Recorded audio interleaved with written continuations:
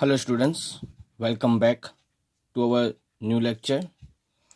Students, हमारे last lecture में हमने कोऑर्डिनेशन कंपाउंड के चैप्टर में जो हम बहुत सारी टर्म्स यूज़ करने वाले हैं उसकी डेफिनेशन के बारे में पढ़ा था.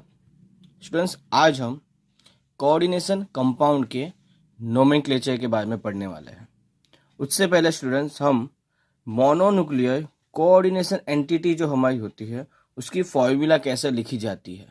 अगर इसको मैं शॉर्ट में बताऊं तो कोऑर्डिनेशन कंपाउंड को मुझे एक फॉर्मूला के तौर पे अगर लिखना है, ठीक है, कोऑर्डिनेशन कंपाउंड जो हमारे पास है उसको मुझे एक फॉर्मूला के तौर पे अगर लिखना है तो उसके लिए रूल्स क्या है, के लिए रूल्स क्या है वो आज पहले हम पढ़ने वाले हैं और उसके बाद हम nomenclature of A coordination compound के बारे में बात करने वाले हैं. ओके स्टूडेंट्स, आपको पता ही है कि किसी भी कोऑर्डिनेशन कंपाउंड को आपको लिखना होता है तो सबसे पहले उसमें आपको ज़रूरत होती है एक इस तरीके से स्क्वायर ब्रैकेट की जरूरत रिक्वायरमेंट होती है, ठीक है. और इस स्क्वायर ब्रैकेट को हम कहते हैं कोऑर्डिनेशन एंटिटी. कोऑर्डिनेशन एंटिटी हम इसे कहते हैं. ओके स्टूडेंट्स, हमें पता है कि इस कोऑर्डिनेशन एंटिटी में हम सेंट्रल मेटल एटम को लिखते हैं और हमारे लिगेंड्स को हम लिखते हैं. सेंट्रल मेटल एटम और लिगेंड्स को हम इस स्क्वायर ब्रैकेट में लिखते हैं. रूल्स में क्या बताया गया है कि जब इस स्क्वायर ब्रैकेट में मेटल और लिगेंड को आप लिखते हैं तब इन दोनों के बीच में जगह नहीं होनी चाहिए, मतलब कि no space between metal and ligand. Okay, तो हमारे पास क्या बोला गया है कि रूल में मेटल और लिगेंड के बीच में क्या नहीं होनी चाहिए, किसी तरीके की भी स्पेस नहीं होनी चाहिए, ठीक है. वो एक दूसरे के साथ बहुत ही नज़दीक से आपको लिखना होता है, ठीक है. उसके बाद सबसे पहले स्क्वायर ब्रैकेट जो हमारा है उसमें आपको लिखना होता है मेटल को, ठीक है, मेटल को लिखना होता है. ओके, उसके बाद आपको पता है कि आप लिगेंड लिखने वाले हो, लेकिन लिगेंड लिखने के लिए कुछ रूल्स बताए गए हैं कि हमें जो लिगेंड्स लिखने हैं, ठीक है, स्क्वायर ब्रैकेट के अंदर अगर हमें लिगेंड्स लिखने हैं तो उसको हमें अल्फाबेटिकल ऑर्डर में लिखना होगा. अल्फाबेटिकल ऑर्डर में लिखना होगा, मतलब कि जो अल्फाबेटिकली फर्स्ट आता है हमें उसको फर्स्ट लिखना होगा और उसके बाद जो आता होगा उसके पीछे लिखना होगा और उसके बाद जो आता होगा उसको हमें उसके पीछे लिखना होता है. तो एग्जाम्पल के तौर पे आपको मैं यहाँ पे बता दूं, CO हमने ये लिखा था COCH3Cl3 6NH3, नहीं तो यहाँ पे 5 कर देता हूँ, चलो 5NH3, यहाँ पे क्या है 5NH3. इसका मुझे स्क्वायर ब्रैकेट में लिखना है तो क्या होगा, ये हमारा सबसे पहले सेंट्रल मेटल एटम. अभी यहाँ पे लिगेंड और मेटल के बीच में किसी तरीके की कोई स्पेस नहीं होनी चाहिए. तो मैं क्या करने वाला हूँ, यहाँ पे मुझे ये है एक अमाइन, इसको लिखते हैं हम लिगेंड का. इसका जब लिगेंड नोमेनक्लेचर हम करेंगे तब मैं इसको अमाइन के तौर पे लिखूंगा और इसको मैं लिखने वाला हूँ क्लोराइड. क्लोराइडो भी लिख सकता हूँ या क्लोरो भी लिख सकता हूँ. जब भी मैं इसको कैसे लिखना है वो भी हम इस लेक्चर में पढ़ने वाले हैं कि लिगेंड का नेमिंग कैसे किया जाता है उन सब के बारे में. तो सबसे पहले तो यहाँ पे देखो, इसको ये अमाइन है, यहाँ पे क्लोरीन का C है, ठीक है ना. तो कौन सा पहला आएगा, तो सिंपल सी बात ये फर्स्ट आएगा और उसके बाद ये आएगा.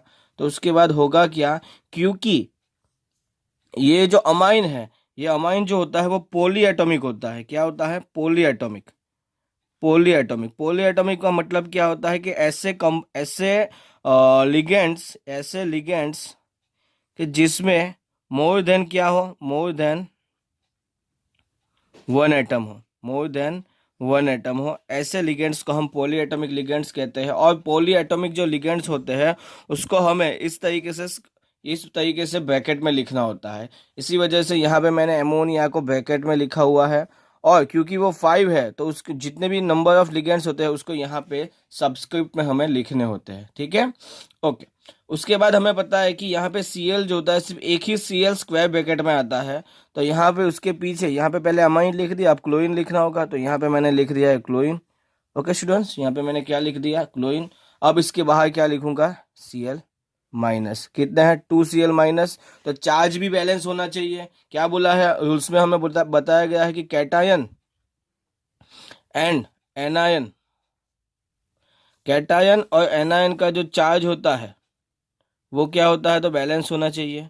वो क्या होना चाहिए, तो बैलेंस होना चाहिए। तो अगर यहाँ पे 2Cl माइनस है तो यहाँ पे +2 लिखना होगा, +2 लिखना होगा।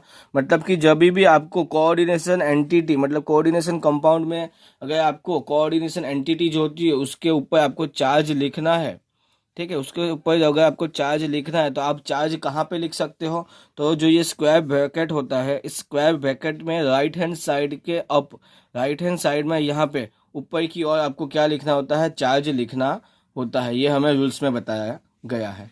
ओके स्टूडेंट्स, तो हमने यहाँ पे कौन कौन से रूल्स देखे। रूल्स की अगर बात करूँ तो सबसे पहले हमने क्या देखा कि हमारा फर्स्ट रूल जो था कि मेटल एंड लिगेंड, मेटल और लिगेंड के बीच में क्या नहीं होनी चाहिए, नो स्पेस। इन दोनों के बीच में से स्पेस नहीं होनी चाहिए। सेकंड हमने देखा कि right central metal atom first, central metal atom को हमें फर्स्ट लिखना होता है। थर्ड लिगेंड्स को हमें अगर लिखना है तो उसको अल्फ़ाबेटिकल ऑर्डर में लिखना होता है, अल्फ़ाबेटिकल ऑर्डर में।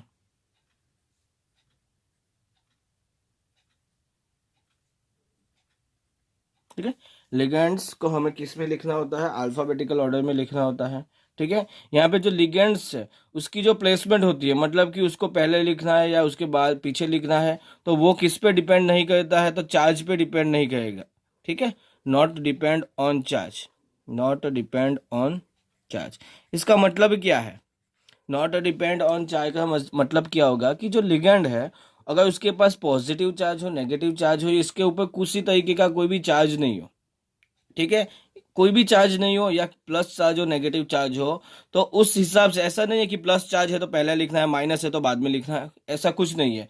इसके ऊपर हमारे लिगेंड की पोजीशन, ठीक है, लिगेंड्स की प्लेसमेंट, पोजीशन बोलो या प्लेसमेंट बोलो, वो डिपेंड नहीं करती, वो डिपेंड नहीं करती। हमें लिगेंड्स को अल्फ़ाबेटिकल ऑर्डर में अरेंज करना होता है। और यहाँ पे लिगेंड से मेरा मतलब है कि हमारे जो पॉलीडेंटेड लिगेंड होते हैं, पॉलीडेंटेड लिगेंड, या आप बोलते हो तो मोनोडेंटेड लिगेंड, मोनोडेंटेड लिगेंड, दोनों ही लिगेंड्स को हमें अल्फ़ाबेटिकल ऑर्डर में अरेंज करना होता है। दोनों ही लिगेंड्स को हमें क्या करना होता है, अल्फ़ाबेटिकल ऑर्डर में अरेंज करना होता है। ओके स्टूडेंट्स, यहाँ तक आपको पता चला। ओके, फोर्थ जो है हमारा कि हमारे पास मोनोडेंटेड लिगेंड, तो चलो मान लिया कि इजीली हम अल्फ़ाबेटिकल ऑर्डर में लिख सकते हैं, लेकिन जो पॉलीडेंटेड लिगेंड होते हैं उसमें कुछ लिगेंड्स ऐसे होते हैं जो बहुत ही ज़्यादा बड़े होते हैं, मतलब कि कॉम्प्लिकेटेड होते हैं। क्या होते हैं, कॉम्प्लिकेटेड लिगेंड्स होते हैं।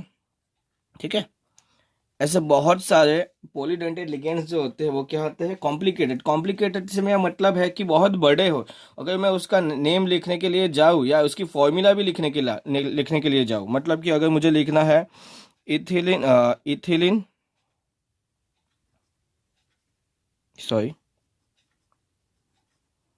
इथिलीन डायमाइन मुझे लिखना है, ठीक है, अगर मैं इसकी फॉर्मूला लिखने के लिए जाऊँ तो क्या हो जाएगा, NH2 CH2 CH2 NH2, ये इतना बड़ा नाम इसका आ जाता है। अब इस नेम को, अगर इस फॉर्मूला को भी सिर्फ मुझे यहाँ पे इस ब्रैकेट में लिखना है तो बहुत बड़ी फॉर्मूला हो जाएगी, तो ऐसी प्रॉब्लम ना आए इसलिए कॉम्प्लिकेटेड जो लिगेंड्स है उसको उसको थोड़ा शॉर्ट कर दिया जाता है, एब्रिविएशन करके। क्या करके, एब्रिविएशन करके, उसका एब्रिविएशन करके थोड़ा शॉर्ट बनाया जाता है। और ऐसे लिगेंड के जिसका हम एब्रिविएशन करते हैं उसको हम एब्रीविएटेड लिगेंड कहते हैं, उसको हम एब्रीविएटेड लिगेंड कहते हैं। ठीक है, उसको हम एब्रीविएटेड लिगेंड कहते हैं। तो अगर इस तरीके से इथिलीन डायमाइन अगर मुझे लिखने के लिए आए इस स्क्वायर ब्रैकेट में, तो उसे मुझे शॉर्ट में सिर्फ EN लिखना होता है।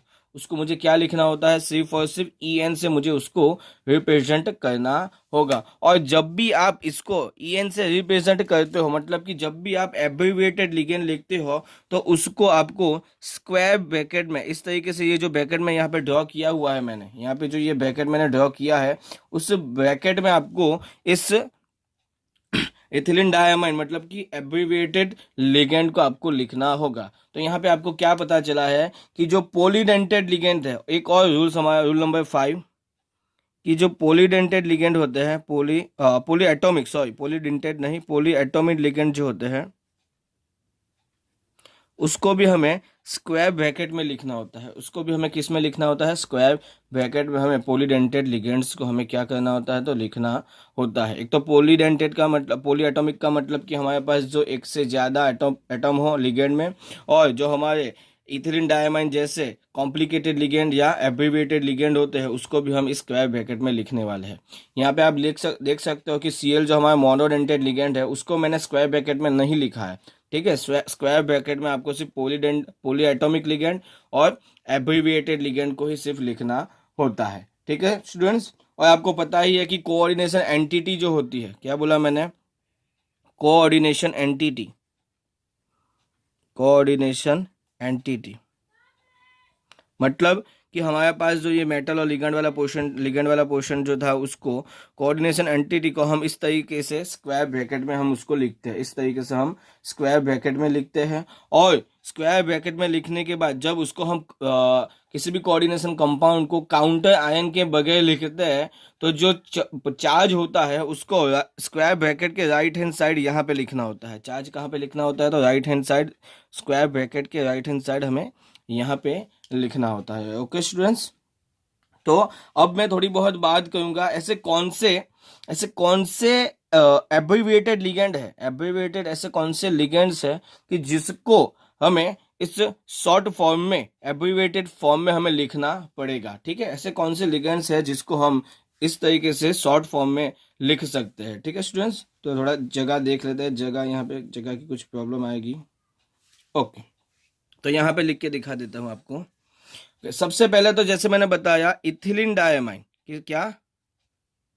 Ethylene diamine.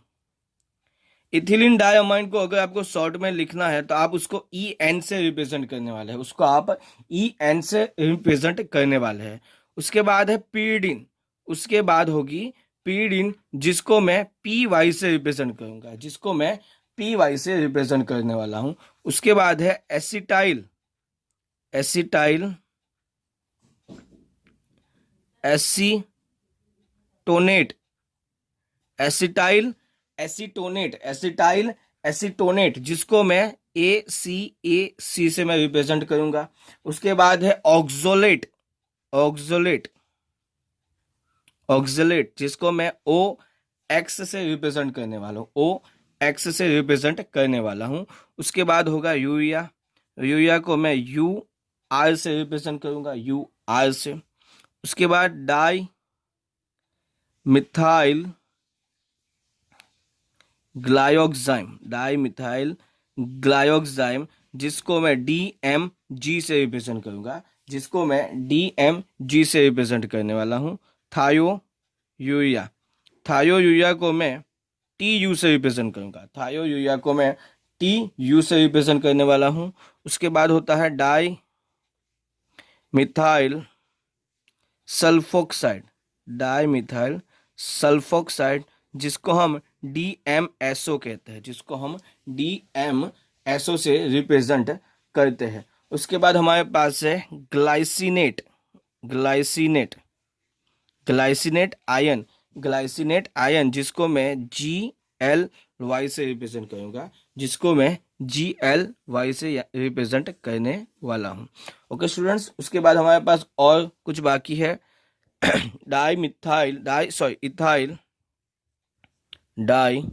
इथाइलिन ट्राइअमाइन जिसको यहाँ से DI और यहाँ से अमाइन का EN होता है, यहाँ से इसको उल्टा कर दो तो EN, डाई इन। ठीक से, इसको मैं इस तरीके से रिप्रेजेंट करूंगा। और लास्ट में होता है ट्राई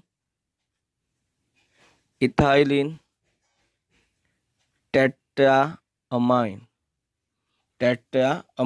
जिसको मैं यहाँ पे इसका TRI और यहाँ से EN से मैं रिप्रेजेंट करने वाला हूँ। इसको कैसे? तो TRI EN से मैं रिप्रेजेंट करने वाला हूं। तो ये हमने क्या लिखा है, ये हमारे जो एब्रीविएटेड थोड़े बहुत कॉम्प्लिकेटेड लिगेंड होते हैं यहाँ पे स्क्वायर ब्रैकेट में लिखने के लिए, उसको हम इस तरीके से शॉर्ट में लिखते हैं। ठीक है, तो यहाँ पे आपको कैसे हम मोनो कोऑर्डिनेशन एंटिटी या मोनो कोऑर्डिनेशन कंपाउंड की फॉर्मूला लिख सकते हैं, उसके बारे में डिटेल में जो रूल दिए गए हैं उसको मैंने आपको एक्सप्लेन कर दिया है। ओके स्टूडेंट्स, आपको यहाँ पे कंफ्यूजन ना हो इसलिए बता दूं कि जो मोनो न्यूक्लियर कोऑर्डिनेशन एंटिटी होती है उसमें सिर्फ एक ही सेंट्रल मेटल एटम होता है। क्या होता है? Only one central metal atom is present in mono nuclear coordination entity या कोऑर्डिनेशन कंपाउंड। ओके स्टूडेंट्स, समझ आया गया? ओके स्टूडेंट्स, तो नेक्स्ट जो हम बात करने वाले हैं वो है हमारे rules mono nuclear coordination compound के लिए जो नेमिंग के रूल्स होते हैं उसके बारे में हम अब नेक्स्ट बात करने वाले हैं। सबसे पहले मैं आपको हमारी बुक में जो रूल्स दिए गए हैं उसको मैं आपको एक्सप्लेन करूंगा और लास्ट में एक शॉर्ट ट्रिक देने वाला हूं जिससे किसी भी कोऑर्डिनेशन कंपाउंड का आप नेमिंग इजीली कर सको। सबसे पहले हम रूल्स के बारे में थोड़ा बहुत डिस्कशन यहाँ पे कर लेते हैं। सबसे पहला रूल्स जो होने वाला है वो है order of naming of ions. इसका मतलब क्या होता है कि हमारे पास जो कोऑर्डिनेशन कंपाउंड होता है उस कोऑर्डिनेशन कंपाउंड में हमारे पास पॉजिटिवली चार्ज कैटायन होते हैं एंड नेगेटिवली चार्ज्ड एनायन होते हैं। तो इन दोनों में से सबसे पहले नेमिंग किसका करना होगा उसके बारे में हम डिस्कशन करने वाला है। यहाँ पे मैंने क्या लिखा है, order of naming of ion. ठीक है, इन दोनों आयंस में से हमें पहले नेमिंग करनी होगी कैटायंस की। किसकी?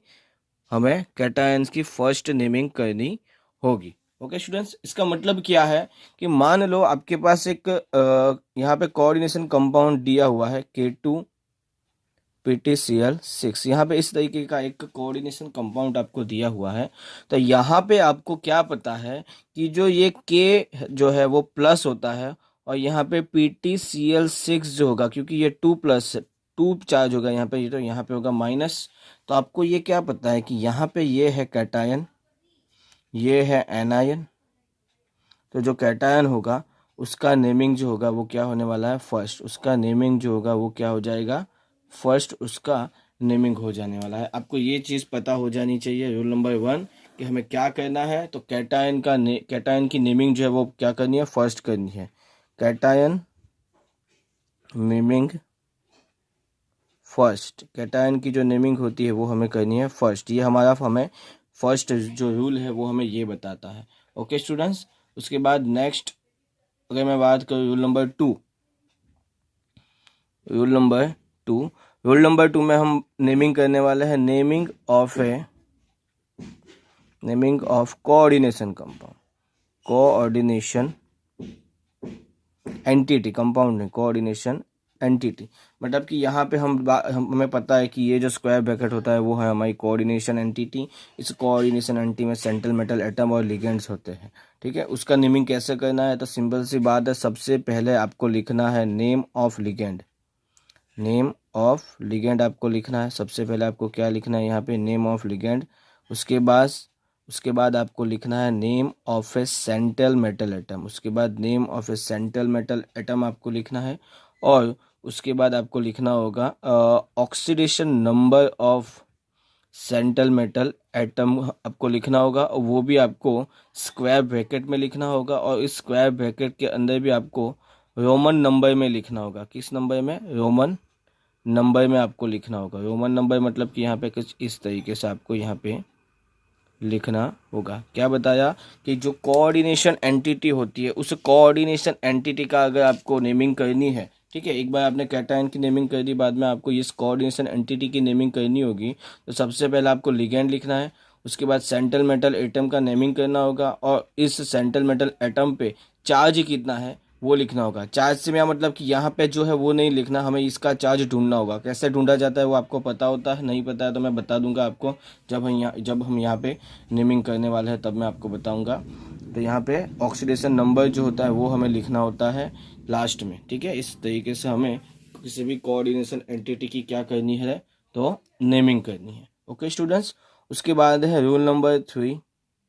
रूल नंबर 3 में होता है order of naming of ligands, orders of namings of ligands. तो इसमें तो आपको पता है कि लिगेंड्स का जब नेमिंग करना होता है उसको हम अल्फ़ाबेटिकल ऑर्डर में करने वाला है, ये मैंने पहले ही बताया है।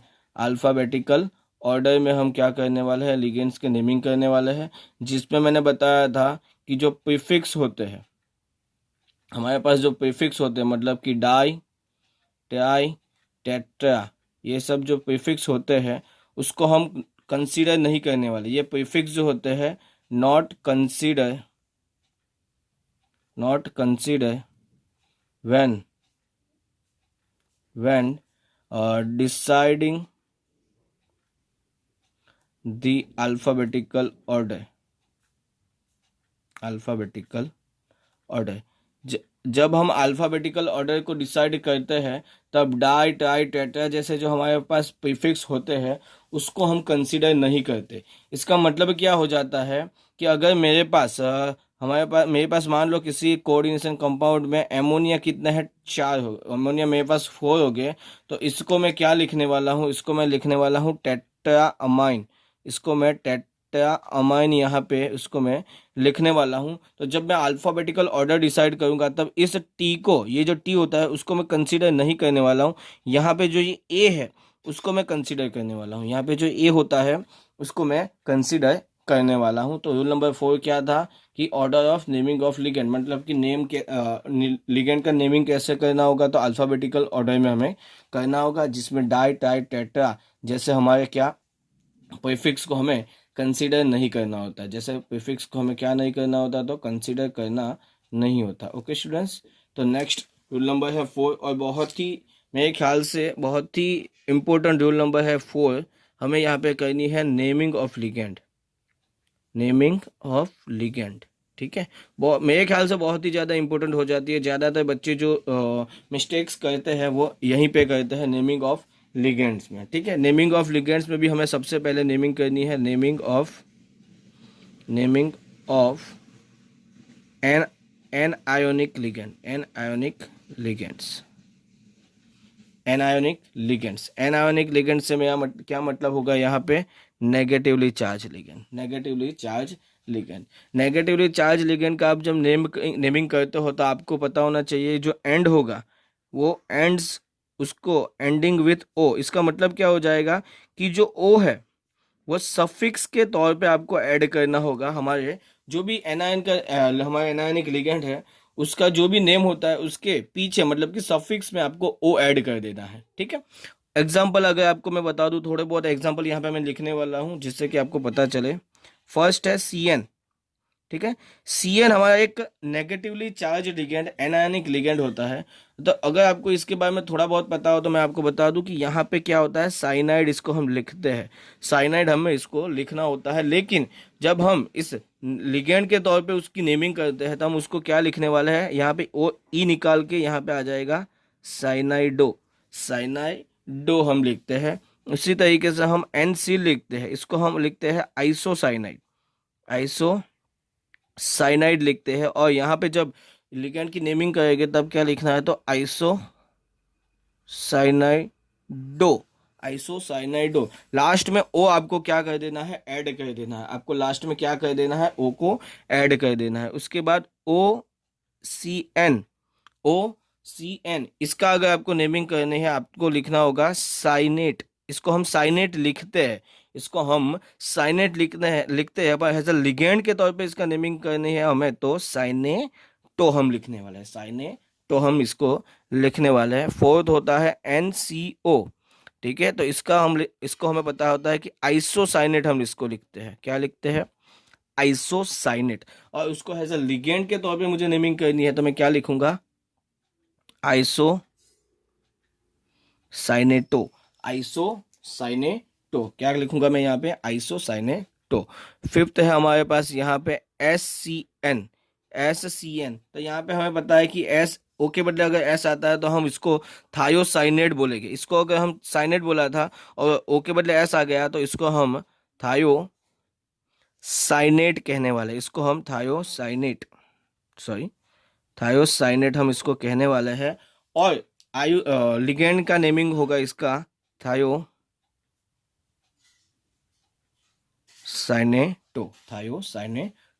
उसके बाद 6 है हमारे पास नेगेटिवली चार्ज NCS, तो इसका हो जाएगा आइसोथायोसाइनेट। और इसका अगर मैं नेमिंग करूँ लिगेंड के तौर पे, अगर मुझे उसका नेमिंग लिखना है तो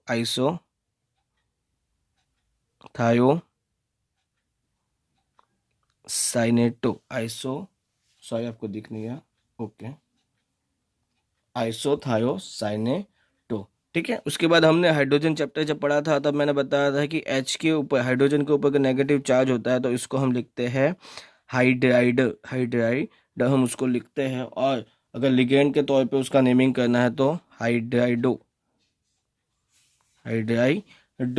ठीक है, हाइड्राइडो। 8 है हमारे पास डी माइनस, इसको हम लिखते हैं ड्यूटराइड। ठीक है, ड्यूटराइड। और IUPAC में इसका ड्यूटराइडो मतलब IUPAC मतलब कि हमारे जो लिगेंड का नेमिंग करते हैं तब ड्यूटराइडो। 9 है हमारे पास OH माइनस। ठीक है, OH माइनस, इसको हम हाइड्रोक्साइड लिखते हैं। और इसका लिगेंड के तौर पे नेमिंग होगा हाइड्रोक्सो। Okay students. उसके बाद SO4 माइनस 2, इसको हम क्या लिखते हैं, सल्फेट। इसको हम लिखते हैं सल्फेट। और लिगेंड के तौर पे सल्फेटो। ठीक है। उसके बाद SO3 माइनस 2, इसको हम लिखते हैं सल्फाइट। और यहाँ पे हो जाएगा सल्फाइटो। ठीक है। उसके बाद S2O3 माइनस 2, इसको हम लिखते हैं थायोसल्फेट हम इसको लिखते हैं। और यहाँ पे थायोसल्फेटो। ठीक है स्टूडेंट्स। उसके बाद हमारे पास है S माइनस 2 हमारे पास पता होता है, इसको हम क्या कहते हैं, हाइड्रोजन सल्फाइड लिखते हैं। मतलब कि अगर H2S के साथ है तो हमें पता है H2S गैस क्या होता है, हाइड्रोजन सल्फाइड। तो यहाँ पे क्या हो जाएगा, सल्फाइडो। यहाँ पे आपको पता चल जाएगा। उसके बाद 14 है हमारे पास NO3 माइनस 2, इसको हम नाइट्रेट लिखते हैं, तो इसका हो जाएगा नाइट्रेटो। ठीक है स्टूडेंट्स। उसके बाद NO2 माइनस 2, तो इसको हम नाइट्राइट लिखते हैं। इसको हम, यहाँ पे माइनस नहीं आएगा, यहाँ पे नाइट्राइट आएगा, तो यहाँ पे हो जाएगा नाइट्राइटो। उसके बाद हमारे पास है N माइनस 3, इसको हम अजाइड लिखते हैं। और इसको अगर मुझे लिगेंड के तौर पे लिखना है तो अजाइडो। ठीक है, सॉरी आपको दिख नहीं है, अजाइडो। Okay students. तो इस तरीके से हमें एनायनिक लिगेंड की नेमिंग करनी है। यही एक प्रॉब्लम होती है, बाकी तो सबको बहुत ही इजी तरीके से आ जाता है, लेकिन बच्चे इसी में प्रॉब्लम कर देते हैं। इसलिए मैं ये सभी के सभी आपको लिख के बता रहा हूँ कि इसका नाम ये होता है और लिगेंड के तौर पे हमें इसके पीछे O को ऐड कर देना है। ठीक है स्टूडेंट्स। तो उसके बाद हमारे पास CO3 माइनस 2, जिसको हम कार्बोनेट कहते हैं। उसको हम क्या कहते हैं, कार्बोनेट। और लिगेंड के तौर पे नेमिंग करनी हो तब कार्बोनेटो। ठीक है। उसके बाद 18 है हमारे पास PO4 माइनस 2 फोस्फेट। इसको अगर मुझे नेमिंग करनी है तो फोस्फेटो। ठीक है। और उसके बाद PO3 माइनस 2, तो यहाँ पे फोस्फाइट, यहाँ पे क्या है तो फोस्फाइट, और उसको मुझे नेमिंग करनी है तो फोस्फाइटो। ठीक है, फोस्फाइटो। यहाँ पे देखो मेन चीज़ क्या है, आपको ये रूल तो पता चल जाएगा कि एनायन की नेमिंग करनी है तब आपको वो सफिक्स ऐड करना है। प्रॉब्लम होगी कि CO3 को कार्बोनेट बोलते हैं, ये आपको पता होना चाहिए, इसीलिए मैं यहाँ पे ये सब लिख के बता रहा हूँ। ठीक है स्टूडेंट्स। PO4 को फोस्फेट बोलते हैं, ये भी आपको पता होना चाहिए। उसके बाद O तो आप बहुत ही ईजी तरीके से ऐड कर सकते हो। ठीक है, तो ये यहाँ तक थे। उसके बाद और है हमारे पास ओके, तो नेक्स्ट है हमारे पास 21 है हमारा। 21 हमने लास्ट जो लिखा था वो शायद 20 लिखा हुआ था, मुझे याद नहीं है, मैं अभी सिर्फ यहाँ पे ऐसे लिख रहा हूँ, 21 होगा शायद। ओके, O-2 को हमें पता है हम ऑक्साइड लिखते हैं। क्या लिखते हैं? ऑक्साइड। हम इसको ऑक्साइड लिखते हैं। अगर उसको लिगेंड के तौर पे नेमिंग करनी है तो ऑक्स, यहाँ पे सिर्फ ऑक्सो लिखना होगा आपको। ये एक देखने वाली चीज़ है, यहाँ पे सिर्फ ऑक्सो लिखना होगा। ओके स्टूडेंट्स, उसके बाद 22 है हमारे पास O2-2। O2-2 तो इसको ये हो जाता है पेरोक्साइड। पेरोक्साइड, ठीक है। तो इसको अगर नेमिंग लिखना है तो मैं पेरोक्सो लिखूंगा, इसका नेमिंग मैं पेरोक्सो लिखने वाला हूँ। ओके स्टूडेंट्स, इसके बाद ओ उसके बाद O2- होता है। O2-, इसको हम सुपर ऑक्साइड कहते हैं। सुपर ऑक्साइड की कहते हैं, और उसको हम सुपर सुपर ऑक्सो लिखेंगे, उसको हम सुपर ऑक्सो लिखने वाले हैं। ओके स्टूडेंट्स, उसके बाद 24 F-, जिसको हम फ्लोराइडो लिखते हैं। ठीक है, इसको हम फ्लोराइड लिखते हैं, fluoride.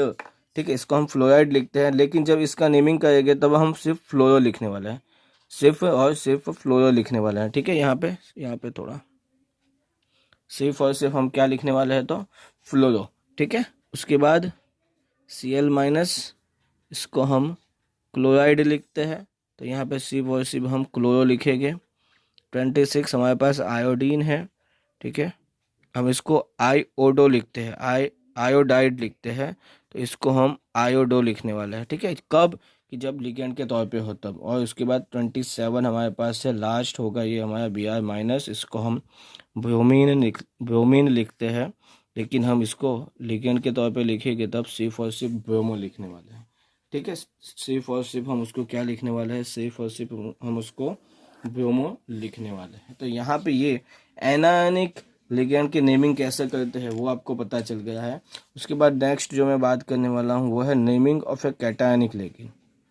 Naming of cationic ligand, naming of A cationic ligand. इसके बारे में अगर बात करूँ तो इसमें आपको एंड करना, एंड विथ EUM। ठीक है, एंडिंग किसके साथ करनी होगी? तो इसके साथ, EM के साथ आपको एंडिंग करनी होगी। यहाँ पे थोड़ा बहुत चेंजेस होता है, इसलिए ज़्यादा एग्जांपल हम डिस्कस नहीं करेंगे। आपको इतना याद रखना है, कैटायनिक लिगेंड है तो आपको EUM को आपको ऐड कर देना है। ठीक है, एग्जाम्पल के तौर पे NH2। ठीक है, ये क्या है हमारा? ये है हमारा हाइड्रोजीन है, ये हमारे हाइड्रोजीन है। हाइड्रोजीन एक्चुअली हमारा लिगेंड है, नहीं होता। हाइड्रोजन जो है वो हमारा लिगेंड तो नहीं होता, लेकिन अगर इस हाइड्रोजन में मैं एक H+ ऐड कर दूं तो ये यहाँ पे NH2, ये जो स्पीसीज पॉजिटिवली चार्ज स्पीसीज बनती है, ये है हमारा है पॉजिटिवली चार्ज लिगेंड। यहाँ पे कैटायनिक का मतलब कि पॉजिटिवली चार्ज लिगेंड, और इसका नेम हो जाएगा हाइड्रोजीनियम। मैंने बताया था EM को आपको ऐड करना है, EM को आपको ऐड कर देना है। ओके स्टूडेंट्स, चलो उसके बाद सेकंड है हमारे पास, यहाँ पे अगर डोनेटिंग साइड पूछे तो ये जो है वो आपकी डोनेटिंग साइड है। ठीक है, यहाँ पे उसके बाद NO+ एक ऐसा लिगेंड है जो आपको न्यूट्रल लिगेंड में भी दिखेगा और कैटायनिक लिगेंड में भी दिखता है। जब आप एज अ न्यूट्रल लिगेंड इसका यूज करते हो तो इसको आपको लिखना है नाइट्रोसोनियम, या इसको आप नाइट्रोसाइल भी लिख सकते हो, लाइट्रोसाइल भी आप इसको लिख सकते हो। NO+ को, NO+ आपको इसके बाद में जब न्यूट्रल लिगेंड की बात करूंगा तब भी आने वाला है। अगर वो पॉजिटिव चार्ज के तौर पे हो तो उसको नाइट्रोसोनियम कहने वाला है, और अगर वो नेगेटिवली चार्ज के तौर पे है तो हम उसको नाइट्रोसाइल हम उसको कहने वाले हैं। ओके स्टूडेंट्स, ओके अब बात करने वाले हैं naming of neutral ligand. Naming of neutral ligand neutral ligand में तो सिंपल है, आपको कौन कौन से है सिर्फ इतना ही इतना ही आपको पता होना चाहिए। एग्जांपल के तौर पे आप लिखो H2O को हम लिखते हैं एक्वा, ये आपको याद कर लेना है। NH3 को हम लिखते हैं अमाइन। उसके बाद हमें कार्बोनिल, इसको हम कार्बोनिल कहते हैं। उसके बाद NO को हम नाइट्रोसाइल कहते हैं, यहाँ पे जो मैंने जो लिखा था वो नाइट्रोसाइल कहते हैं। उसके बाद CS अगर लिखता हूँ, अगर CO को मैं कार्बोनाइट्राइल कहूँ और O के बदले S आ गया तो इसको थायोकार्बोनिल कहने वाला हूँ, थायो कार्बोनिल, कार्बोनिल CA आएगा यहाँ पे, ठीक है, CA कार्बोनिल, ठीक है। और अगर मैं PH3 की बात करूँ, PH3 की मैं अगर बात करता हूँ तो इसको मैं बोलूँगा फोस्फाइन, इसको मैं क्या बोलूँगा तो फोस्फाइन, इसको मैं बोलने वाला हूँ फोस्फाइन, ठीक है। तो ये क्या थे, ये था हमारा naming of A ligand, naming of A ligand के बारे में हमने डिस्कशन किया था, ठीक है। अब जो नेक्स्ट जो हम बात करने वाला है, मैं जो बात करने वाला हूँ वो हमारा होने वाला है रूल नंबर 4। वो क्या है हमारा, rule number 5, sorry rule number 5। Rule number 4 में हमने नेमिंग ऑफ ए लिगेंड के बारे में डिस्कशन किया है। अब जो हम बात करने वाले हैं वो लिगेंड एक से ज़्यादा हो तब क्या होगा।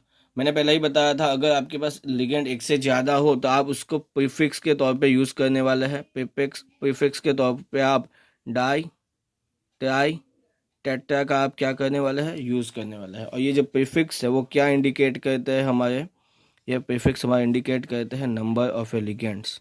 आपके पास लिगेंड्स कोऑर्डिनेशन कंपाउंड में कितने हैं वो ये इंडिकेट करते हैं। ओके स्टूडेंट्स, प्रीफिक्स में मैंने बताया था डाई, टाई, टेट्रा जब का आप जब यूज़ करते हैं, ठीक है, तो अल्फ़ाबेटिकल ऑर्डर जब आप लिखते हो, अल्फ़ाबेटिकल ऑर्डर में आप कंसीडर नहीं करते, ठीक है, अल्फ़ाबेटिकल ऑर्डर में आप उसको कंसीडर नहीं करते, ये मैंने आपको पहले ही बताया था। इसमें थोड़ा एक चेंज ये है कि अगर आपके पास कॉम्प्लिकेटेड लिगेंड्स हो, कॉम्प्लिकेटेड लिगेंड से मेरा मतलब कि जो हमने वो बताया था मैंने एब्रीविएटेड लिगेंड हो, जिसको हम इस ब्रैकेट में लिखते हैं, तो उस टाइम अगर एब्रीविएटेड लिगेंड आपके पास एक से ज़्यादा हो तो उसको उसके नंबर, ठीक है, एब्रीविएटेड लिगेंड के नंबर अगर हमें वो कितने नंबर में है, मतलब कि वो 2, 3, 4 कितने हैं, उसके लिए हमारे पास होता है 20, 30 एंड टेट्राक्रिस। हम इस तरीके के क्या करने वाले हैं, प्रीफिक्स का यूज़ करने वाले हैं, इस तरीके के प्रीफिक्स का यूज़ हम करते हैं। मैंने क्या बताया यहाँ पे कि अगर हमारे पास कॉम्प्लिकेटेड लिगेंड है, मतलब कि एब्रीविएटेड लिगेंड है जिसको हम इस तरीके से ब्रैकेट में लिखते हैं, तो अगर वो कितने नंबर प्रेजेंट है, मतलब वो कितने प्रेजेंट है, उसके लिए हमें बताना है, रिप्रेजेंट करना है नेमिंग में। अगर 2 है तो हम 20 से रिप्रेजेंट करूँगा, 3 है तो 23 से, और 4 है तो टेट्राकिस से, ठीक है। उसके आगे तो आने वाला नहीं है, तो आप उसका टेंशन मत लो। एग्जाम्पल के तौर पर आपको मैं यहाँ पे बता देता हूँ, आपके पास यहाँ पे COEN3 Cl3 ये आपके पास प्रेजेंट है। यहाँ पे इथिलीन डायमाइन 3 है, तो इसका अगर नेमिंग करते हो तब आपको कैसे लिखना है, तो यहाँ पे आपको ने लिख दिया है ट्विस। ये क्या बताएगा कि यहाँ पे 3 इथिलीन डायमाइन प्रेजेंट है। और मैंने पहले ही भी बताया था कि EN को हम ब्रैकेट में ही लिखते हैं, जब शॉर्ट फॉर्म में लिखते हैं तब भी ब्रैकेट में लिखने वाला हूँ, और जब उसका नेमिंग करूँगा मैं तब भी उसको क्या करने वाला हूँ, ब्रैकेट में ही लिखने वाला हूँ। तो ये क्या हो गया यहाँ पे, ethylene diamine, ethylene diamine, ठीक है, इथिलीन डाई अमाइन, ठीक है। तो इस तरीके से आपको लिखना होता है। जब भी आप प्रीफिक्स लिखो तो आप कॉम्प्लिकेटेड लिगेंड में आपको इस प्रीफिक्स का यूज़ करना है, और नॉर्मल जो होता है उसमें डाई, टाई, टेट्रा, दोनों ही केसेस में अल्फ़ाबेटिकल ऑर्डर में कंसीडर किया नहीं जाता, दोनों ही केसेस में अल्फ़ाबेटिकल ऑर्डर में कंसीडर किया नहीं जाता। Okay students, okay. नेक्स्ट है हमारा रूल नंबर 6। ये भी बहुत ही ज़्यादा इंपॉर्टेंट हो जाता है क्योंकि हम यहाँ पे नेमिंग करने वाले हैं किसकी, naming of A central metal atom, naming of A central metal atom, ठीक है। तो यहाँ पे दो चीज़ हो जाती है कि आपके पास जो सेंट्रल मेटल एटम है, ठीक है, जो आपके पास सेंट्रल मेटल एटम है वो आपके पास अगर कैटायनिक कोऑर्डिनेशन एंटिटी में हो, कैटायनिक कोऑर्डिनेशन एंटिटी में हो तब, और जब आपके पास central metal atom anionic coordination entity में हो, दोनों ही केसेस में नेमिंग जो है वो कुछ अलग से किया जाता है। अगर आपके पास जो सेंट्रल मेटल एटम है वो कैटायनिक कोऑर्डिनेशन एंटिटी में हो, मतलब कि कुछ इस तरीके से आपके पास जो कोऑर्डिनेशन एंटिटी होती है उसके पास आपके पास पॉजिटिवली चार्ज मतलब कि पॉजिटिव चार्ज यहाँ पे हो, इस ब्रैकेट के राइट हैंड साइड पे यहाँ पे अगर पॉजिटिवली चार्ज हो तो इसको हम कैटायनिक कोऑर्डिनेशन एंटिटी कहते हैं। और अगर यहाँ पे आपके पास कोबाल्ट है, as a central metal atom आपके पास मान लो कोबाल्ट है, तो इसका जब आप नेमिंग करते हो तो सिंपल आपको कोबाल्ट हम बोलते हैं उस एलिमेंट को। तो नेमिंग में कोई चेंज नहीं करना, सिंपल आपको सिर्फ कोबाल्ट लिख देना है, ठीक है। इसी तरीके से अगर प्लेटिनम हो तो सिंपल से आपको प्लेटिनम लिख देना है, कुछ चेंज नहीं करना। निकल है तो निकल लिख देना है, निकल, ठीक है। के कब, जब सेंट्रल मेटल एटम जो हमारा वो कैटायन कोऑर्डिनेशन एंटिटी में हो। कब कैटायन कोऑर्डिनेशन एंटिटी में हो तब। क्या बताया मैंने कि जब central metal atom cationic coordination entity में हो तो उस मेटल के नेमिंग में किसी तरीके का कोई चेंज नहीं आता। वो एलिमेंट का नेम हम जैसे करते हैं वैसे ही करना होता है, उसमें किसी तरीके का कोई प्रीफिक्स या सफिक्स ऐड करना नहीं होता। लेकिन जब central metal atom anionic coordination entity में होता है तब आपको has a suffix ate use करना होता है। जो भी सेंट्रल मेटल एटम है उसका जो भी नेम है, ठीक है, उसका जो भी नेम होता है उसके सफिक्स में ATE आपको क्या करना होता है, ऐड करना होता है। उसके पीछे क्या करना होता है, ATE आपको ऐड कर देना होता है, ठीक है। सफिक्स में ATE आपको ऐड कर देना होता है। एग्जाम्पल के तौर पे यहाँ पे मान लो कि यहाँ पे आपके पास कोऑर्डिनेशन एंटिटी नेगेटिवली चार्ज, तो ये हो जाती है एनायनिक कोऑर्डिनेशन एंटिटी, ये हमने कल पढ़ा था, ठीक है। और अगर यहाँ पे कोबाल्ट है तो आपको पता है कि कोबाल्ट को हम कुछ इस तरीके से लिखते हैं, कोबाल्ट, ठीक है। लेकिन क्योंकि ये कोबाल्ट नेगेटिवली चार्ज मतलब कि एनायनिक कोऑर्डिनेशन एंटिटी में है तो हम उसको कोबाल्ट ना लिख के कोबाल्टेट सफिक्स ATE में ऐड करने वाला हूँ। सफिक्स में ATE जो है वो मैं ऐड कर दूंगा। ओके स्टूडेंट्स, तो यहाँ पे कुछ एग्जांपल मैं आपको दे देता हूँ कि अगर negatively charge anionic coordination entity में हमारे पास यहाँ पे सेंट्रल मेटल एटम आते हैं तो उसका नेमिंग हम कैसे करेंगे। सबसे पहले बताने वाला हूँ प्लेटिनम, ठीक है। इसको हम प्लेटिनम कहते हैं, पर जब ये एनायनिक कोऑर्डिनेशन एंटिटी में होगा तो प्लेटिनेट हम लिखने वाले हैं। उसको हम क्या लिखेंगे, प्लेटिनेट, ठीक है। उसके बाद जिंक, तो जिंक तो मैं लिखने वाला हूँ जिंकेट। यहाँ पे Ag वाले में थोड़ा बहुत डिफरेंस है। Ag को हम सिल्वर कहते हैं, लेकिन जब आपको एनायनिक कोऑर्डिनेशन एंटिटी में जब मतलब कि नेगेटिवली चार्ज एंटिटी में हो तब इसको हम आर्जेंटिनेट, ठीक है, आर्जेंटेट कहने वाले, टीनेट नहीं, आर्जेंटेट हम इसको कहने वाले हैं। इसी तरीके से गोल्ड की बात करूँ तो इसको मैं एयू रेट में कहने वाला हूँ। बोरोन हो तो बोरेट में कहूँगा इसको, बोरेट। कॉपर है तो क्यूपरेट इसको मैं कहने वाला हूँ। इसी तरीके से निकल, तो मैंने पहले भी बता दिया, निकल जो Na होता है तो उसको निकल कहता हूँ। और उसको मुझे अगर यहाँ पे नेमिंग करनी है तो निकलेट ATE मैंने ऐड कर दिया है, ATE को मैंने यहाँ पे ऐड कर दिया है।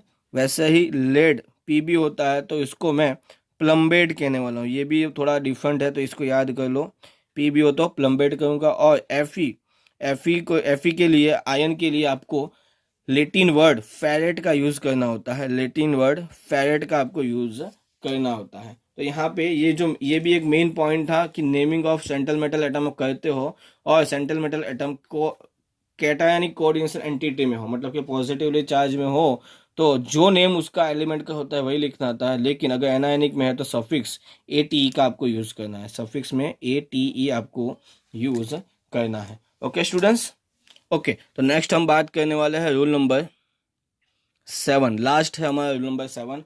रूल नंबर 7 में कुछ नहीं है, ऑक्सीडेशन स्टेट के बारे में बात करने वाले हैं। ऑक्सीडेशन स्टेट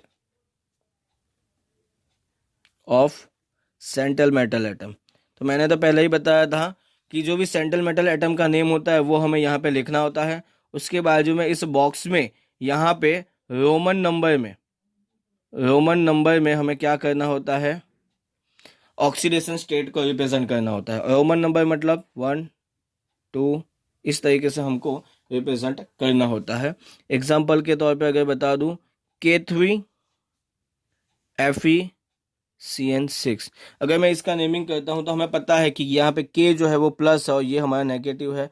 तो सबसे पहले मैंने पहले ही बता दिया है कि सबसे पहले नेमिंग हम कौन से कैटायन कौन से आयन की करते हैं, तो कैटायन की करते हैं, तो इसका नेमिंग फर्स्ट होगा।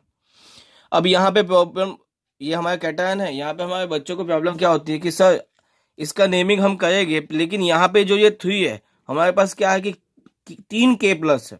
तो इसका मतलब ये नहीं है कि जब आप नेमिंग करोगे तो यहाँ पे आपको ट्राई पोटेशियम लिखना है। यहाँ पे कैटायन कितने नंबर प्रेजेंट है 1 2 3 हमें कहीं पे भी रिप्रेजेंट करना नहीं होता। जब हम कोऑर्डिनेशन कंपाउंड की नेमिंग करते हैं तब हमारे पास कितने कैटायन है, कितने नंबर ऑफ कैटायन है, कितने नंबर ऑफ एनायन है, वो हमें रिप्रेजेंट करना नहीं, आयंस हमें रिप्रेजेंट नहीं करने होते। और क्योंकि ये कैटायन फॉर्म में है, मतलब कि हमारे पास पॉजिटिवली चार्ज है तो हम इसको कैटायन बोलेंगे। तो यहाँ पे इसके नेमिंग में कोई ATE जैसा सफिक्स हम यूज नहीं करने वाले। कैटायन को के को हम कहते हैं पोटेशियम, तो सीधे सीधे यहाँ पे अगर उसका नेमिंग करना है तो मैं सीधे लिखूंगा सिर्फ पोटेशियम। क्या लिखने वाला हूँ, पोटेशियम। यहाँ पे क्रोमियम होता था, सीधे सीधे मैं लिखूंगा क्रोमियम, क्योंकि ये क्या कैटायन फॉर्म में है, ठीक है, पॉजिटिव चार्ज में है, ठीक है ना, इसी वजह से पोटेशियम। बाद में यहाँ पे थोड़ी स्पेस आपको छोड़नी होती है और उसके बाद जो भी लिखते हो उसको एक लाइन में बिना किसी स्पेस के साथ आपको लिख देना है। ये कोऑर्डिनेशन एंटिटी की नेमिंग कैसे करते हैं, तो मैंने बताया था कि सबसे पहले हम देखते हैं कि हमारे पास कोऑर्डिनेशन नंबर कितने होते हैं। तो यहाँ पे हम देख सकते हैं 6 है, तो यहाँ पे हेक्सा, ठीक है। यहाँ पे हमारे पास सिर्फ और सिर्फ साइनाइड CN ही हमारे पास लिगेंड है, तो कोई इसी तरीके की कोई कंपटीशन नहीं है, तो अल्फाबेटिकल ऑर्डर भी हम नहीं देखने वाले। तो यहाँ पे हो गया हेक्सा साइनाइड हम लिखते हैं, तो यहाँ पे क्या लिखने वाले हैं, साइनाइड। यहाँ पे हम क्या लिखेंगे, तो साइनाइडो।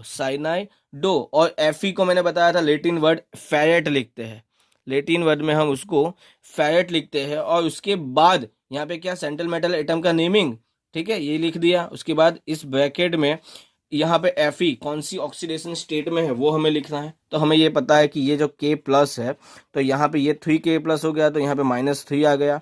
और अगर मुझे सिर्फ Fe की ऑक्सीडेशन स्टेट चाहिए तो उसको मैं मान लेता हूँ X, CN होता है -1, तो ये 6 × -1, पूरे का चार्ज -3 है, तो ये लिख दिया। इसको आप सॉल्व करोगे तो आपका आंसर आएगा 3। तो यहाँ पे इसको रोमन में कुछ इस तरीके से रिप्रेजेंट करते हैं, तो यहाँ पे लिख दिया मैंने, ठीक है। तो ये मैंने क्या लिख दिया, कैसे नेमिंग करनी है वो मैंने यहाँ पे आपको बता दिया है, ये भी मैंने आपको यहाँ पे बता दिया है। ओके स्टूडेंट्स, ठीक है। तो यहाँ पे आपके क्या कंप्लीट होते हैं, रूल जो होते हैं वो कंप्लीट हो जाते हैं। तो अब जो है वो थोड़ी बहुत मैं शॉर्ट ट्रिक की बात करने वाला हूँ, ठीक है। शॉर्ट ट्रिक के लिए थोड़ा बहुत मैं यहाँ पे बात करूँगा, बहुत ही ईजी तरीके से आपको आ जाएगा कि कैसे नेमिंग करनी है, ठीक है, शॉर्ट ट्रिक, ठीक है। तो सबसे पहले आपको पता ही होता है, आपके पास होता है कोऑर्डिनेशन कंपाउंड। क्या होता है, कोऑर्डिनेशन कंपाउंड। आप चाहते हो कि आपको इस कोऑर्डिनेशन कंपाउंड का नेमिंग करना है, तो सबसे पहले आपको देखना क्या होगा कि इस कोऑर्डिनेशन नंबर कंपाउंड में आपके पास तो 2 चीज होती है। पहले तो ये समझ लो, कोऑर्डिनेशन कंपाउंड में 2 चीज होती है, एक होता है कैटायनिक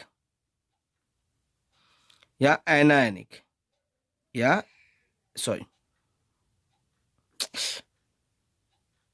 एनायनिक, ठीक है, कैटायनिक एनायनिक, या तो आप यहाँ पे न्यूट्रल भी लिख सकते हो। कैटायन में मैं जो रूल्स बताने वाला हूँ और एनायन में जो रूल्स बताने वाला हूँ वो अलग, थोड़े बहुत अलग होंगे, मतलब कैटायन और न्यूट्रल के लिए दोनों में सेम होने वाला है। कैटायनिक न्यूट्रल कोऑर्डिनेशन एंटिटी, क्या मतलब कि कैटायनिक कोऑर्डिनेशन एंटिटी, यहाँ पे anionic coordination entity, coordination entity. तो जब भी आप नेमिंग करते हो सबसे पहले आप क्या चेक करने वाले हो, सबसे पहले आप चेक करोगे कि आपके पास जो भी कोऑर्डिनेशन कंपाउंड दिया गया है उसमें आपके पास क्या, कौन सा कोऑर्डिनेशन जो एंटिटी है वो कैटायनिक है या एनायनिक है। सबसे पहले आप ये चेक करोगे, ठीक है। सबसे पहले हम देखेंगे कैटायनिक अगर होती है एंटिटी तो क्या रूल होगा। तो सबसे पहले आपको चेक करना होगा नंबर ऑफ लिगेंड कितने हैं। सबसे पहले आप देखोगे नंबर ऑफ लिगेंड कितने हैं, ठीक है।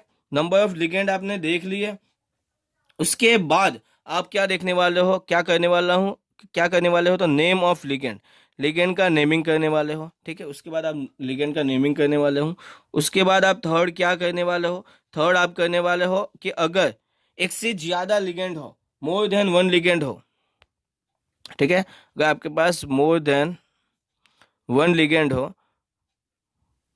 तो आप क्या यूज करने वाले हो, प्रीफिक्स, आप यूज करने वाले हो प्रीफिक्स, कौन से, डाई, ट्राई, टेट्रा, ये सब प्रीफिक्स आप यूज करने वाले हो, ठीक है स्टूडेंट्स। और उसको यूज करने के बाद, नेमिंग करने के बाद उसको अल्फाबेटिकल ऑर्डर में क्या करने वाले हो, अरेंज करने वाले हो, अल्फाबेटिकल ऑर्डर,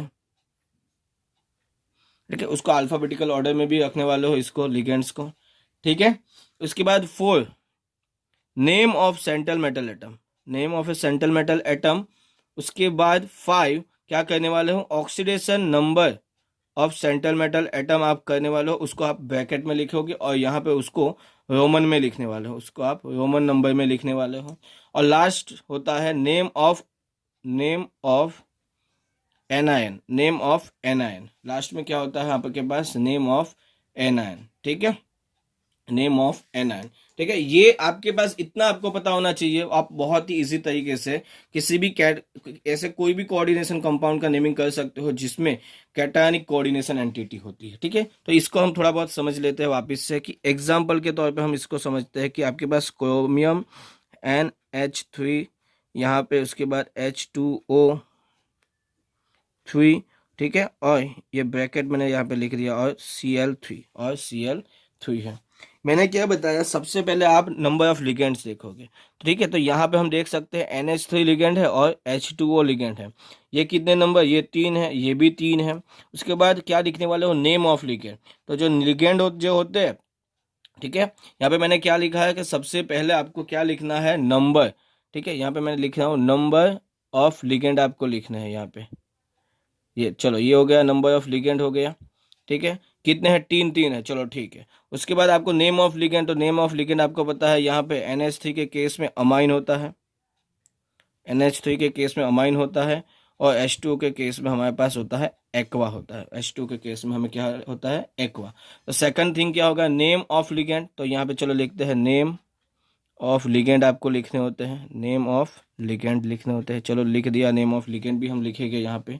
बाद में मोर देन वन लिगेंड, अगर आपके पास एक से ज्यादा लिगेंड होते हैं, एक से ज्यादा लिगेंड मतलब क्या बता दिया कि अगर NH3, अगर आपके पास NH3 एक से ज्यादा हो तो प्रीफिक्स का यूज करो, और या तो आपके पास एक से ज्यादा मतलब NH3 और H2O दोनों क्या है, हमारे पास 2 लिगेंड है, तो उसमें हमें अल्फाबेटिकल ऑर्डर देखना है। तो हम देख सकते हैं यहाँ पे भी A और यहाँ पे भी A, तो ये तो हो गया, सेम सेम हो गया। उसके बाद नेक्स्ट M और Q है, तो हमें पता है M पहले आता है, तो अल्फाबेटिकल ऑर्डर में अमाइन पहले आने वाला है, अमाइन क्या होगा, पहले आने वाला है, ठीक है।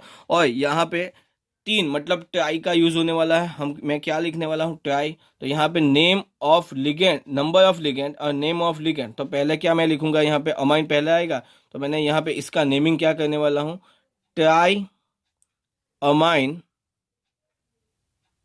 Try amine. उसके बाद में लिगेंड इस एक्वा का लिखने वाला हूँ, ये भी 3 है, तो वापिस से ट्राई एक्वा, ट्राई एक्वा, इतना लिख दिया। उसके बाद हमें क्या करना है, name of metal, name of central metal atom, name of A central metal atom.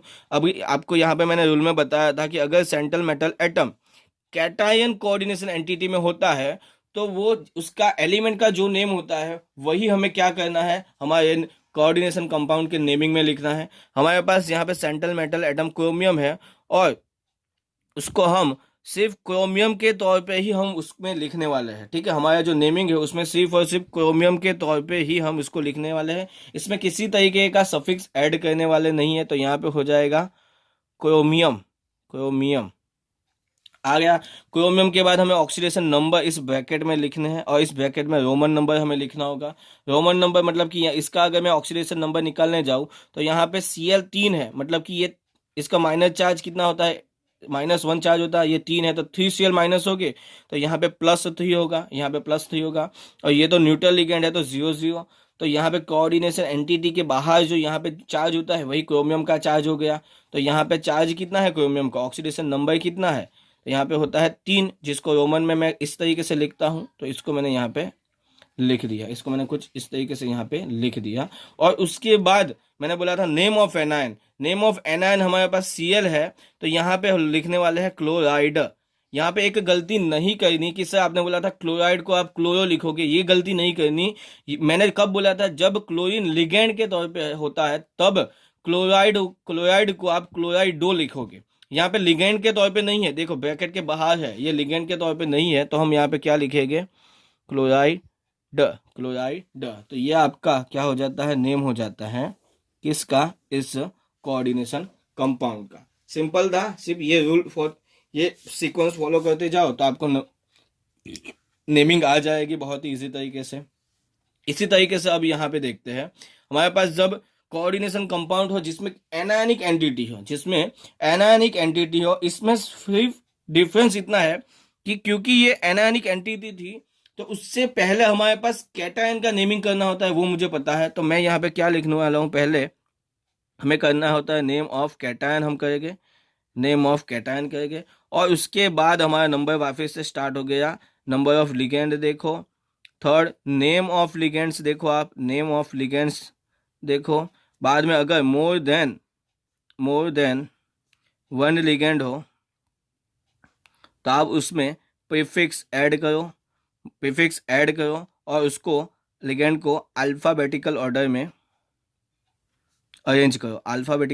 उसको अरेंज करो, और लास्ट में आपको नेम लिखना होता है सेंट्रल मेटल एटम का। लेकिन क्योंकि यहाँ पे एनायनिक कोऑर्डिनेशन एंटिटी में ये होता है, तो यहाँ पे सफिक्स ऐड किया जाएगा ATE, सफिक्स को क्या किया जाएगा, यहाँ पे ऐड किया जाने वाला है, और उसके बाद आपको coordination number of A central metal atom लिखना होता है ब्रैकेट में, यहाँ पे रोमन नंबर में। तो ये ऑर्डर होता है हमारे पास किसी भी ऐसे कोऑर्डिनेशन कंपाउंड का नेमिंग हम जब करते हैं कि जिसमें हमारे पास एनायनिक कोऑर्डिनेशन एंटिटी होती है तब। ठीक है, तो यहाँ पे एक बार एग्जांपल देख लेते हैं हम। एग्जांपल के तौर पे मान लो आपके पास K4FeCN6 K4FeCN6 है हमारे आपके पास यहाँ पे। अब आप यहाँ पे मैं क्या बताता हूँ कि मैंने क्या बताया था कि हमें सबसे पहले जो नेमिंग करनी होती है वो कोई भी कंपाउंड हो, ऑर्गेनिक कोऑर्डिनेशन कंपाउंड कोई भी हो, आपको सबसे पहले कैटआयन जो होता है उसका नेमिंग करना होता है। तो यहाँ पे हमारे पास K+ है, ये 4 होगा, ये FeCN6 और ये यहाँ पे -4 में होगा, ये यहाँ पे क्या होगा, -4 में होगा। तो सबसे पहले हम इस कैटायन का नेमिंग करेंगे, वही मैंने यहाँ पे भी लिखा है नेम ऑफ कैटायन, और उसके बाद हमारी कोऑर्डिनेशन एंटिटी उसके बारे में हम, ये क्या है हमारा एनायन, उसका नेमिंग करने वाले हैं। ठीक है, तो मैंने ये भी बताया था कि कैटायन में जो मेटल होता है उसमें किसी भी तरीके का सफिक्स को हम ऐड करने वाले नहीं है, वो जैसे होता है उसका जो नॉर्मल हम नेम लिखते हैं वो उसी को हम ऐड नेमिंग करने वाले हैं। मतलब कि ये उसका पोटेशियम है तो ऐसा नहीं है कि पोटेशियम के लास्ट में सफिक्स ऐड कर दो ATE। ये कब ऐड करना होता है कि जब मेटल जो होता है वो एनायनिक कोऑर्डिनेशन एंटिटी में हो। तो यहाँ पे सबसे पहले क्या आएगा, पोटेशियम, यहाँ पे पोटेशियम सबसे पहले तो आ गया। उसके बाद यहाँ पे थोड़ी सी स्पेस आपको छोड़नी होती है, और उसके बाद हमारे पास पता है कि क्या देखना है, नंबर ऑफ लिगेंड्स हमें देखने हैं। ठीक है, नंबर ऑफ लिगेंड्स हमें यहाँ पे देखने हैं। तो यहाँ पे हमने नंबर ऑफ लिगेंड्स देखे, यहाँ कितने थे, 6। तो मान लो कि 6 है, तो यहाँ पे हेक्सा ऐड होने वाला है हमारा। ठीक है, हेक्सा ऐड होगा।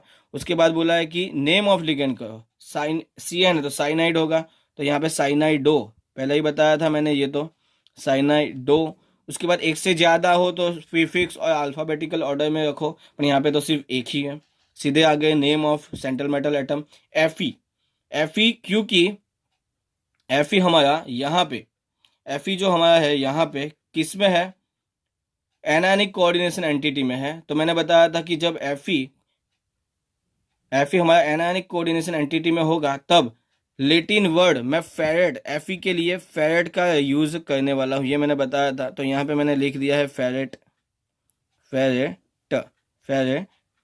उसके बाद यहाँ पे रोमन ने उसकी क्या लिखनी है, ऑक्सीडेशन नंबर लिखना है। तो यहाँ पे ये 6+, तो यहाँ पे ये कुछ 2 जैसा इसका नंबर आ जाएगा। ठीक है, इसका 2 जैसा कुछ नंबर आ जाने वाला है। आई होप आपको ये समझ आएगा। सिंपल सा आपको यहाँ पे लिख देना है, बाद में पोटेशियम लिखा तो हेक्सा, किसी तरीके की भी कोई स्पेस आपको छोड़नी नहीं है, साइनाइडो, फेरेट, और यहाँ पे रोमन नंबर में उसकी ऑक्सीडेशन स्टेट। ठीक है, तो आई होप आपको समझ आ गया होगा। यहाँ पे मैंने क्या लिखा था, सबसे पहले आपको लिखना है number of ligand, name of ligand, और उसके बाद यहाँ पे सेंट्रल मेटल एटम, और उसके बाद यहाँ पे ऑक्सीडेशन स्टेट, ऑक्सीडेशन स्टेट। ठीक है, तो ये आपकी थी शॉर्ट ट्रिक, जिससे आपको बहुत ही इजी तरीके से आप किसी भी कोऑर्डिनेशन कंपाउंड का नेमिंग आप बहुत ही इजी तरीके से कर सकते हो। तो यहाँ पे आपकी खत्म होती है naming of coordination entity, naming of coordination entity. आपको आज सिर्फ नोट में सभी के सभी रूल्स लिख लेने हैं। ठीक है, उसके बाद आपको उसके एक बार पढ़ लेना है, और थोड़ी बहुत अगर प्रैक्टिस करना चाहो तो प्रैक्टिस भी आप कर सकते हो। ठीक है, मैंने यहाँ पे ये जो दो नेम करवाया है उसकी वापस से आप खुद से भी प्रैक्टिस कर सकते हो। ओके स्टूडेंट्स, और कल जो हम वीडियो में बात करने वाले हैं, उस वीडियो में हम हमारे पास नेमिंग है, मतलब कि जो हमने रूल्स पढ़े अभी, उसकी प्रैक्टिस करने वाला है। ठीक है, तो सबसे पहले तो आप रूल्स को समझ लो और याद कर लो, बाद में लिगेंड को कैसे नेम दिया जाता है वो सब भी याद कर दो। उसके बाद ठीक है, उसके बाद हम कल, ठीक है, कल मैं लेके आने वाला हूँ बहुत सारे एग्जाम्पल जिसकी हम प्रैक्टिस करने वाले हैं, कैसे कोऑर्डिनेशन कंपाउंड की नेमिंग करते हैं वो।